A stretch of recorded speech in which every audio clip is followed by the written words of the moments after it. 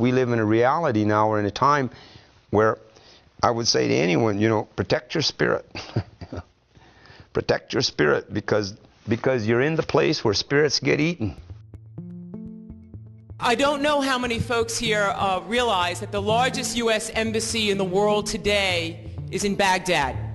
There are 1,000 employees who work inside of the Green Zone.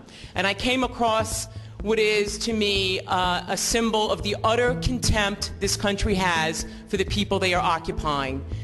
Do people know how many people inside of the Green Zone, of this 1,000 people, speak Arabic? 6. 6 people speak the language of the country that we are now, or our government is now at war with and occupying. It is an utter, disgusting statement about what they think of the Iraqi people. See all of this conduct in the people. See, so nothing has changed. Absolutely. The terminology and the technology and the forms of social patterns have changed, and the generations have changed. Picture this in your mind. A humanitarian worker in Baghdad is quoted as recalling the scene after a bomb blast. I saw a 4-year-old boy sitting beside his mother's body, which had been decapitated by the explosion. He was talking to her, asking her what had happened. But this thing that has been feeding off of the essence of the human beings for the last, I don't know, it's thousands of years now. This energy that feeds off of our essence. We are human beings, but there's this energy there, and it lives in the mindset. Columbus came to the Western Hemisphere. Columbus, it was not about, to us, it's not about discovery. It's not about whether he was a good man or a bad man. To me, the reality is he was a disease. According to the State of the World's Mothers Report released last month by Save the Children, the chance that an Iraqi child will live beyond age 5 has plummeted faster in Iraq than anywhere else in the world since 1990. In 2005, 1 in 8 Iraqi children died of disease or violence before reaching the age of 5. Operation Enduring Freedom would more appropriately be named Operation Dead Children for everyone involved. And the disease, it's like a diseased spirit. And the disease of the spirit lives in the mindset. It affects how one perceives reality. And the symptoms of the disease are, it's a possessed spirit. Now we look at this virus, this infection that came, and it came to a hemisphere and a land base that was uninfected. And the disease spreads through its aggressive behavior patterns. As millions of Iraqis suffer and hundreds continue to die every day, it does not matter if you call it civil war, sectarian strife, or democracy. It is by design an American killing field, a smokescreen for stealing oil. But we look at the carrier of the disease that came here. See, well, you look at his society, the whole society was diseased because they were owned. They were owned, everyone was owned by someone else. Everyone had someone higher than them. Everyone was owned by someone else. It was all so very materially oriented. All concepts and perceptions were oriented towards the material concepts of ownership. There are 3 overlapping systems that have created a feeding frenzy of destruction. The first is called civilization. Now, civilization means simply people living in cities. But what that means is they need more than the land can give. So food, water, energy, they have to come from somewhere else. From that point forward, it doesn't matter what lovely, peaceful, nonviolent values people hold in their hearts. That society is dependent on imperialism and genocide. So they had great religions, and they had great laws, and they had great civilizations, and they had many great things, but they had no spiritual reality. Now this predator energy, it mines our minds to get at our spirit, our essence. Same way it mines old fossils out of the earth and turns these old fossils into fuel to run the energy-consuming machines that we are addicted to now. The second system is capitalism. Now, capitalism takes living creatures and their homes, it declares them private property, it turns them into dead commodities, and then it accumulates those commodities into wealth. It's a pyramid scheme of death.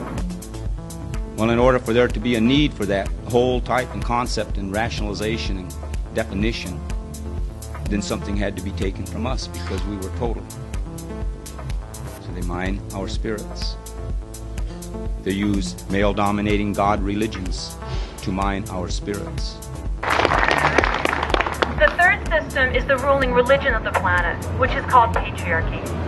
Now, patriarchy takes human beings who are biologically male and creates a class of people called men. And we have to understand the reality of this, because before there was a male-dominating God, we were all tribes of the earth, all of us. Men are made by socialization to masculinity, and that's a psychology built around entitlement, especially to another class of people called women. At its core, masculinity is a violation imperative. Now, this is not natural. It was not created by God. It's a corrupt and brutal arrangement of power. And they have used this male-dominating concept because that's what it is. It's a concept of male domination, and that's exactly what it is. Prior to that, the tribes understood the natural balance of male and female, and one was not dominating the other one, because the whole idea of tribe is to live in harmony with the universe. According to Amnesty International, the most traumatic form of torture is rape. Now, you could read about that in Amnesty's materials. You could also just listen to women. The whole idea of progress is to exploit the universe. So this is why the tribe will always be a threat. That's why they've always had this problem.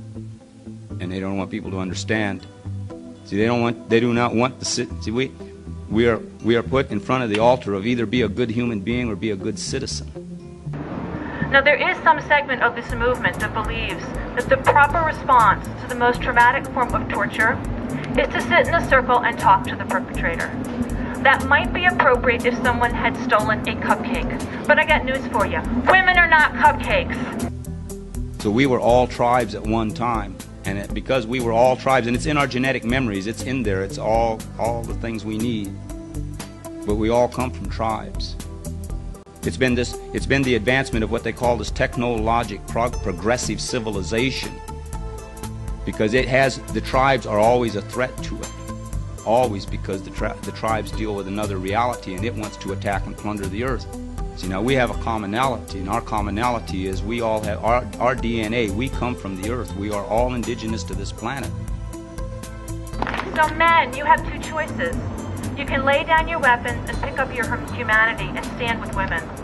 The truth is that as long as domination is eroticized, as long as anyone is socialized to that violation imperative, you're not safe either. 1 in 7 boys is sexually abused. That's a whole lot of rape. So some of you already know that I'm telling the truth, and I'm sorry that you had to learn that. It is horrible each and every time. The world should stop turning, and I don't know why it doesn't.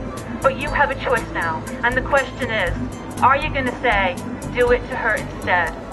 Or are you going to say, no, it stops here. You don't do it to anyone, not ever. And what we must place into a context is, when we talk about the pollution and destruction of the environment, we have to understand that we're a part of that environment as a part of an equal total, as an equal part in the total. We're not more important or less important, but we're a part of that environment. See, so if we're going to say that we want to save the trees or whatever, we have to understand how the predator has affected us. This virus has affected us because the whole idea is to distract us in a way so that we don't see clearly. See, if we don't see clearly, then we will not act coherently. But for our generation, and in this time, we all have responsibility. We are the ancestors and the descendants simultaneously. It's in our DNA. We are the past and the future. We're just here in the present. And so it's how we fulfill our responsibilities towards taking care of the past and the future through the present that says how all of this is going to go.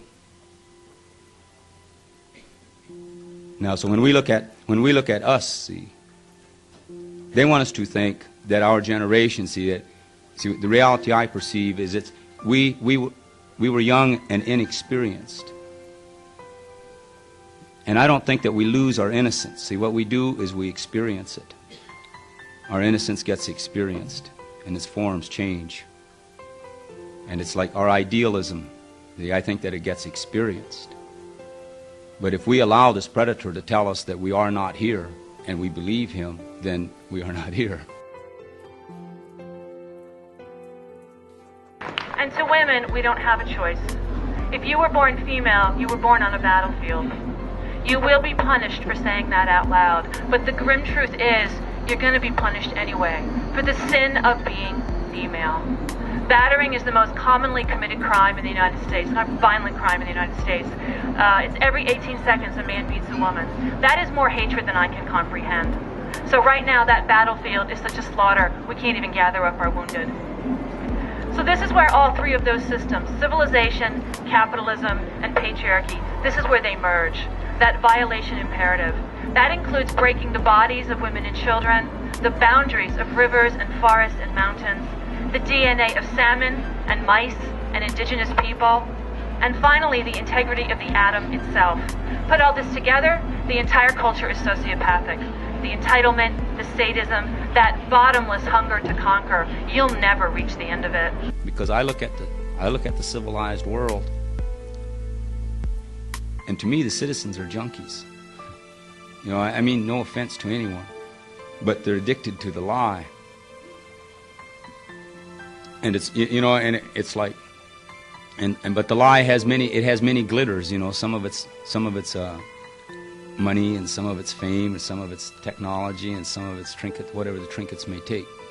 Whatever it's like, but it's like drugs to me. You know, it's like our spirit is being eaten up, and they're drugging us. You know, with these kinds of other things. So what do? We fight like hell. And all of you are doing something so important by starting.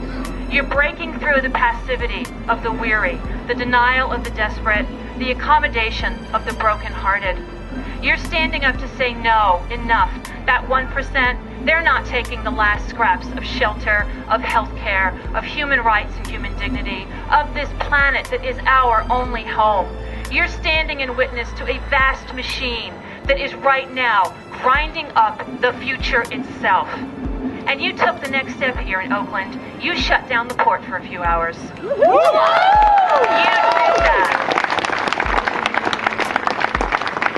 You halted the flow of the living to the dead to commodities to wealth. You did it. But we're going to have to do it again. Only this time, it can't be symbolic. We're going to have to mean it.